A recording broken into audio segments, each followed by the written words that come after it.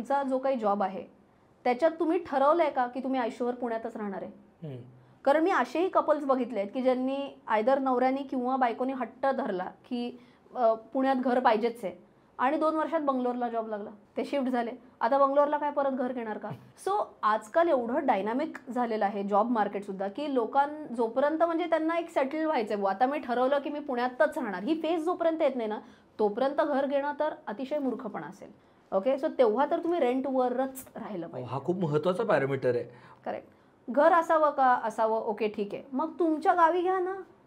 पुण्यातच पाहिजे हे कोणी सांगितलेलं आहे? डोक्यावरती छत आहे, स्वतःच आहे, पण पुण्यात नाही आहे, इट इज ओके. आमच्या ऑफिसमधला एक मुलगा आहे, तो एक उत्तम गोष्ट आत्ता करतोय. तो एका टियर 3 मधनं येतो आणि त्यांनी काय आत्ता ठरवलं की मी गावाकडे जमीन विकत घेईन आणि जमिनीवरती स्वतः बंगला बांधून घेणार.